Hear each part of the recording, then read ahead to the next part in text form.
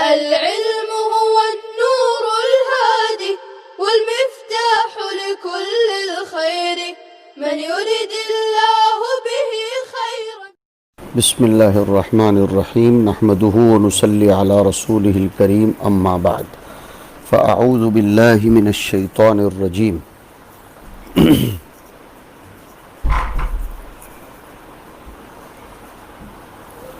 ومنهم امیون لا يعلمون الكتاب الا امانی وانهم الا يظنون، اور یہود میں سے کچھ ایسے شرارت پسند اور خبیث لوگ بھی ہیں.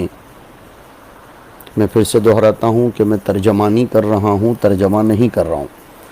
یہود میں سے کچھ ایسے شرارت پسند اور خباثت پسند لوگ ہیں جو تورات کی کوئی حقیقت اور اصلیت نہیں جانتے سوائے اپنی من گھڑت تمناؤں کے. اسی پر اعتماد کر کے چلتے ہیں، اور اس سلسلے میں وہ نہیں ہیں مگر تخمینہ آرائی کرنے والے. اس سلسلے میں وہ صرف اور صرف قیاس آرائی سے کام لیتے ہیں. طلبہ عزیز، اس آیت کریمہ میں یہود کی ایک زبردست شرارت کی طرف اشارہ ہے. وہ یہ ہے کہ یہود محض اپنی مفروضات، اپنی خواہشات کے مطابق آیتیں گھڑتے تھے یا آیتوں میں تحریف کرتے تھے، اور ان گھڑی ہوئی باتوں کو لے کر ان کو دین سمجھتے تھے اور جھوٹی توقعات پر، تمناؤں پر جیتے تھے. بے اصل اور بے دلیل خوابوں کی جنت میں زندگی گزار رہے تھے. اصل میں اس کو سمجھنا ہو تو ہمارے اس زمانے میں جو جاہل پیر زادے ہیں، گدی نشین لوگوں کی اولاد، ان کو آپ دیکھیے تو وہ بے اصل اور بے دلیل خوابوں کی جنت میں ہی عیش و مستی میں مبتلا ہیں. سمجھتے ہیں کہ ہم بڑوں کی اولاد ہیں، ہم نبی زادے ہیں، اس لیے ہمارے اوپر فرائض و واجبات کی پابندی نہیں ہے، ہم صرف چند رسومات کی پابندی کر لیں تو ہمارا دین تام ہو جائے گا. اور یہ برائیاں اصل میں ان کے علماء سوء کی پیدا کردہ تھیں. علماء سوء نے ان یہود کو صحیح علم سے واقف ہی نہیں ہونے دیا، بلکہ خیالی ڈھکوسلوں کے سبز باغ دکھلا دکھلا کر، تخیلات کی شراب کہن پلا پلا کر ان کو اتنا مست کر دیا کہ وہ اپنے گرد و پیش کے بنے ہوئے سنہرے جال سے کسی طرح بھی نکلنے کے لیے آمادہ نہیں تھے، اور نہ آج ہیں. اسی لیے تو علماء کتاب پر لتار بھی ڈالی جا رہی ہے کہ تم ہی تمام خرابیوں کی جڑ ہو.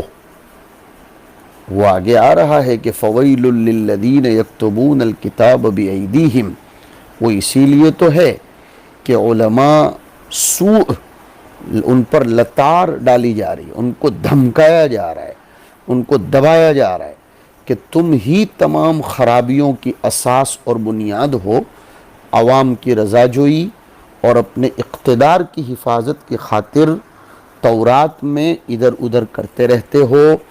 اپنے من کے ڈھکوسلوں کو پورا کرنے کے لیے کچھ بھی تم گھڑتے ہو اور اس کو دین بنا کر پیش کرتے ہو.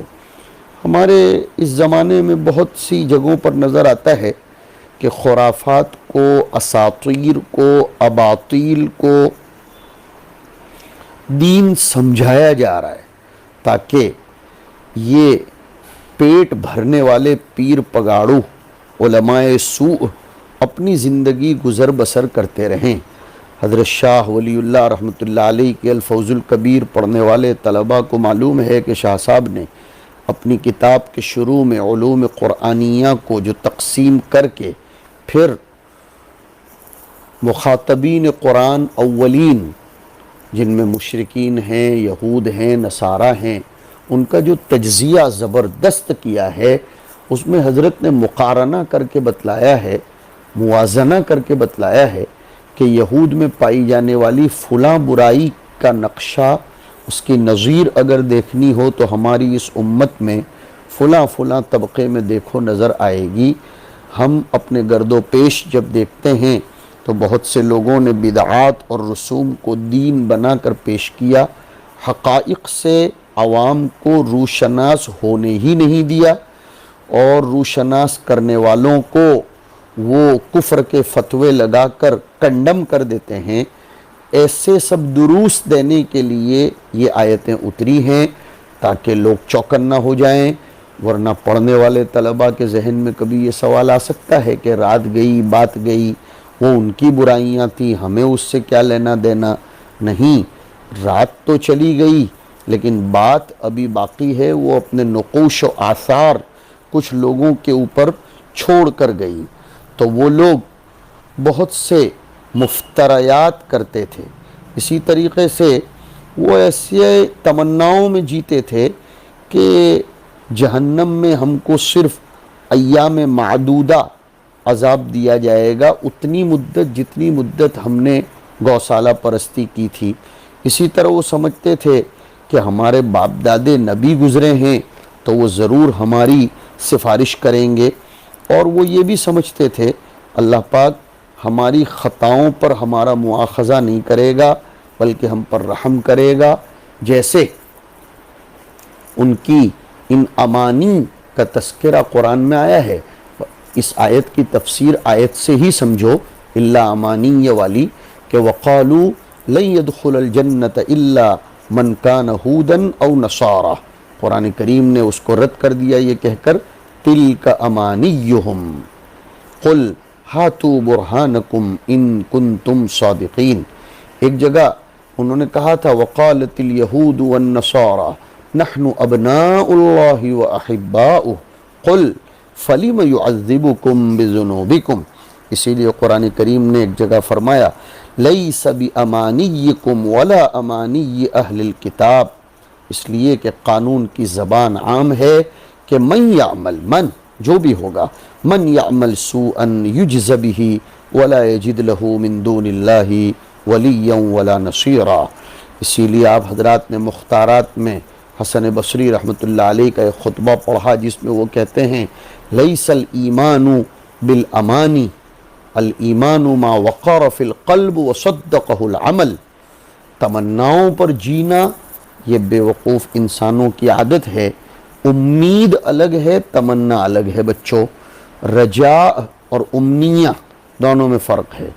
رجاء تو اس کو کہتے ہیں ما موصولہ، ما قارنہ عمل، اور امنیہ کہتے ہیں ما لم یقارنہ عمل، کرنا کچھ نہیں ہے اور بڑے بڑے خواب دیکھنا، بہت دور کی منزلوں کو اپنے خواب میں دیکھنا، یہ امانی ہے۔ تو ان کو اپنے نبی زادے ہونے کا بھرم تھا۔ قصص النبیین میں حضرت نے بھی اس طرح لکھا ہے کہ ان کو بھرم تھا نحن ابناء الکرام ونحن ابناء الملوک نحن ابناء الانبیاء۔ ہمارے زمانے میں بھی کچھ لوگ ایسے ہی بھرم میں جیتے رہتے ہیں کہ ہمارے دادا کا فلاں بزرگ سے تعلق تھا، ہمارے گھر تو فلاں بڑے صاحب آئے تھے اور ہم نے تو اتنے علماء کی خدمتیں کی ہیں۔ ارے بھیا پیدرم سلطان بود تو چیز تھی۔ اسی لیے تو قرآن کریم نے ایک جگہ لتاڑ مارتے ہوئے کہا تلک امت قد خلت لہا ما کسبت ولکم ما کسبتم ولا تسألون عما كانوا یعملون۔ میں اپنے طلب عزیز کو اپنے آپ کو بھی شامل کرتے ہوئے اس بات کی اس آیت کریمہ کے پلیٹ فارم سے تلقین و تاکید کرتا ہوں، ہمارے بزرگوں کی دی ہوئی قربانیوں پر ہمیں اترانے کی ضرورت نہیں ہے۔ بے شک وہ باعث افتخار قربانیاں ہیں، لیکن اگر نسبی طور پر یا نسبی طور پر ہمارے بڑے، ہمارے بزرگ، ہمارے آباء و اجداد کے قربانیاں ہیں اور انہوں نے بڑے بڑے کارنامے انجام دیے ہیں، لیکن ہمیں تو اپنے آپ کو دیکھنا ہے، ورنہ پھر ہم میں اور ان اہل کتاب میں کوئی فرق نہیں رہے گا۔ انسان سے اس کے خود کے بارے میں پوچھا جائے گا۔ یہ ان آیات سے جو سبق مل رہا ہے وہ میں آپ کو دے رہا ہوں، اس لیے کہ ایک فارسی کے شاعر نے کہا ہے، دری راہ بند اے عشق شدی ترک نسب کن جامی۔ ہاں، یہاں سے شعر شروع ہوتا ہے، بند اے عشق شدی ترک نسب کن جامی، کہ دری راہ فلاں ابن فلاں چیزیں نیست۔ عشق کا بندہ بن جا، اللہ کی محبت میں تڑپنے والا اور اس تڑپ کو اطاعتوں کے ذریعے ثابت کرنے والا بن جا۔ ترک نسب کر، نسب پر اترانا بند کر، اس لیے کہ اس راہ شریعت میں فلاں ابن فلاں ہونا یہ کوئی حیثیت نہیں رکھتا۔ ہمیں اپنے اعمال بنانے کی ضرورت ہے، ورنہ قرآن کریم نے نبی کے بیٹے کے باب میں فرما دیا، انہو لیس من اہلک۔ وجہ کیا ہے؟ انہو عمل غیر صالح۔ تو وہ لوگ ایسی تمناؤں پر جیا کرتے تھے۔ ومنہم ای ومن الیہودی، ہم کی ضمیر کا مرجع بتایا، امیون، کچھ ایسے عوام ہیں، اس لیے کہ عوام حقائق سے بے خبر ہوتے ہیں، ہاں، روشناس ان کو ہونے ہی نہیں دیا جاتا، اور کون نہیں کرتا؟ ان کے اوپر آگے لتاڑ ماری گئی فویل للذین یکتبون الکتاب میں۔ تو کچھ ایسے عوام ہیں لا یعلمون الکتاب، الکتاب کا الف لام معہود کے لیے ہے، ای التورات، ورنہ الکتاب کا اطلاق تو قرآن پر بھی ہوتا ہے، اس لیے یہاں قرآن مراد نہیں ہے بلکہ تورات مراد ہے، اس لیے التورات کے ذریعے تفسیر کیا الف لام معہود کے لیے۔ وہ کتاب کو نہیں جانتے، الا لیکن امانیہ، سوائے چند تمناؤں کے۔ ایک بات یاد رکھو، مصنف کی عادت ہے پوری جلالین میں، اللہ کے بعد اگر وہ لیکن لاتے ہیں تو آنکھ بند کر کے کہہ دیجئے کہ وہ مستثنی منقطع ہونے کی طرف اشارہ کرنے کے لیے لاتے ہیں۔ یہ ان کی عادت ہے کہ جب کبھی اللہ کے بعد وہ لیکن لائے تو استثناء کے انقطاع کی طرف اشارہ کرتے ہیں، اس لیے کہ اب یہاں اجرا کرو، امانی یہ مستثنیٰ ہے اور الکتاب مستثنیٰ منہو ہے۔ اپنے آپ سے ہی خود سوال کرو، کیا یہ امانی کاذبہ جن سے کتاب میں سے ہے؟ نہیں، تورات میں تو ایسی امانی کا تذکرہ ہی نہیں ہے، کتاب الہی میں تو حقائق کا تذکرہ ہوتا ہے، تمناؤں کا تذکرہ ہوتا نہیں۔ تو امانی نہ تو جن سے کتاب میں سے ہے نہ کتاب کے مدلول میں سے ہے، تو پھر اس کا استثناء کیسے کیا جا رہا ہے؟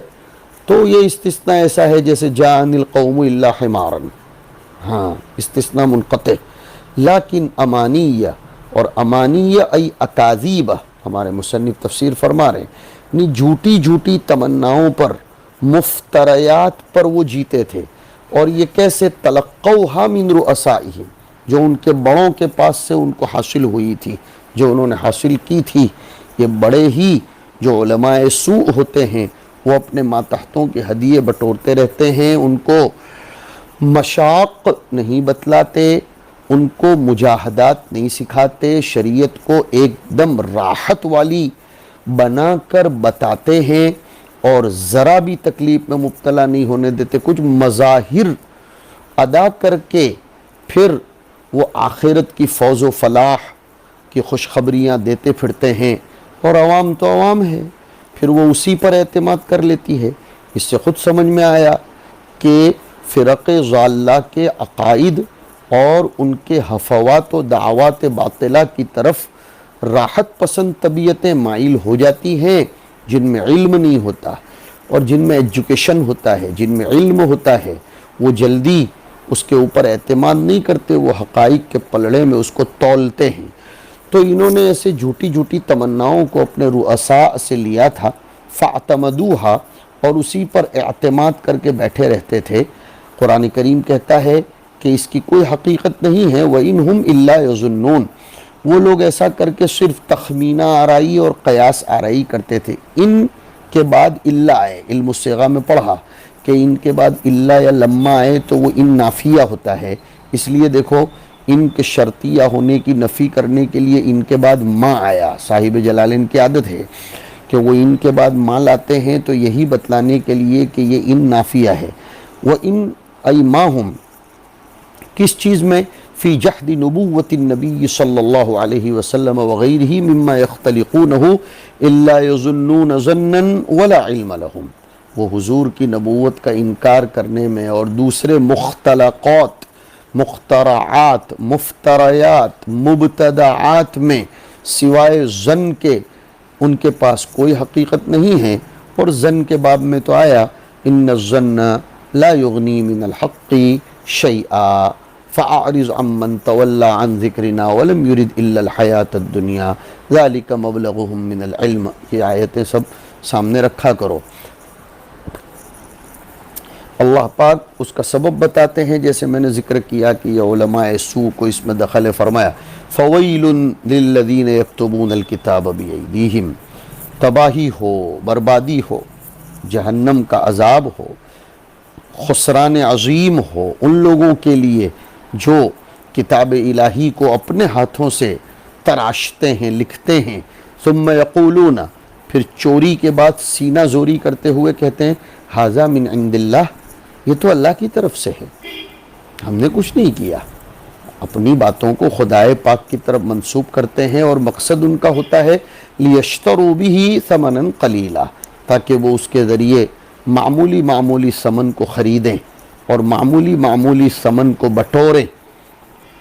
فویل لہم مما کتبت ایدیہم، پھر دہرایا جا رہا ہے، بربادی ہو، تباہی ہو ان کے لیے ان باتوں کی وجہ سے جو وہ گھڑ کر لکھتے ہیں۔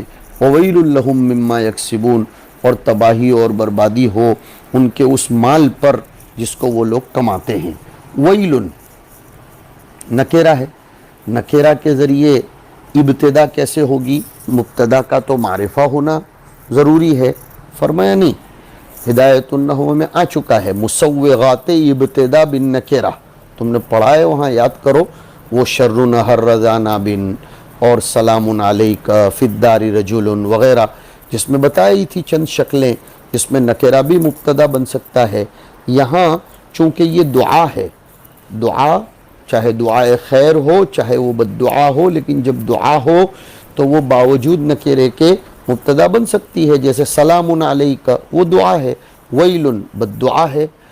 اور ویل کسے کہتے ہیں؟ مصنف نے راجح قول اختیار کیا ان کے نزدیک شدت و عذاب، اور ایک حدیث شریف میں آیا کہ ویل جہنم کی ایک وادی کا نام ہے، اور علماء نے اس کی تشریح میں لکھا کہ جہنم میں ایک جگہ ہے جو اس میں جائے گا، گرایا جائے گا، اس کا حال یہی ہوگا کہ اس کے لیے ویل مقرر کر دیا گیا ہے، ہاں، یعنی اس کے لیے تباہی اور بربادی مقرر کر دی گئی ہے۔ تو قرآن کریم لتھاڑتا ہے۔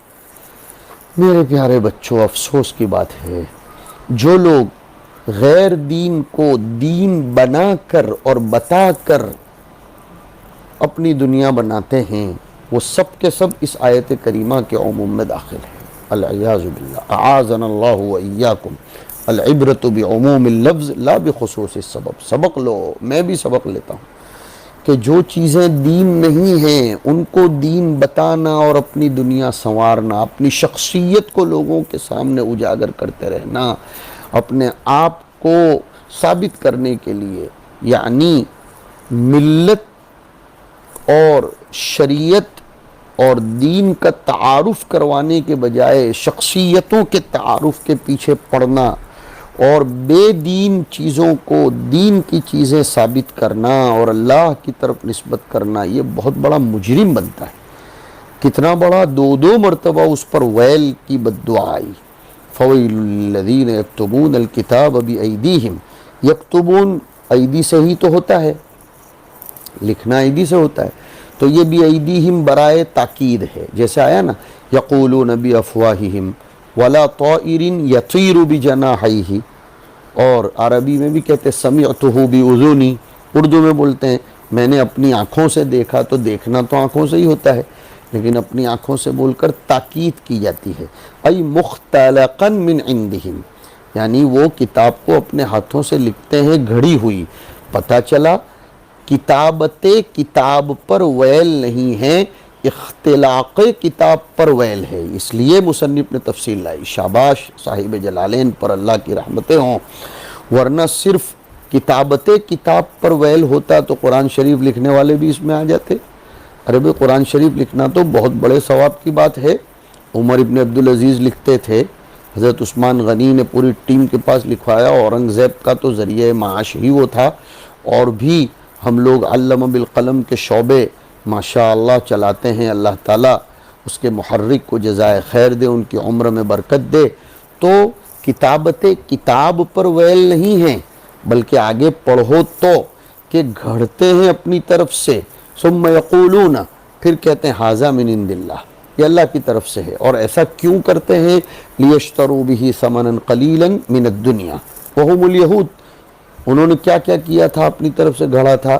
غیروا صفت النبی صلی اللہ علیہ وسلم فی التورات، اسی طرح غیروا آیت الرجم، اور غیروا غیرہا وکتبوها علی خلاف ما انزل یا علی خلاف ما انزل اللہ.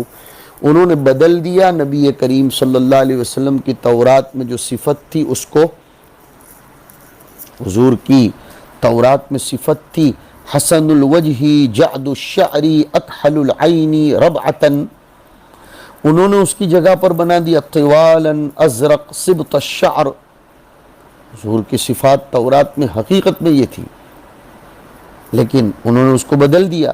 اب جب ان کے نچلے درجے کے لوگ اس سے پوچھتے تھے تو کہتے تھے ہاں دیکھو آؤ دیکھو یہ تورات میں جو لکھا ہے محمد ایسے کہاں ہیں، اس لیے کہ انہوں نے اپنی طرف سے لکھ دیا تھا.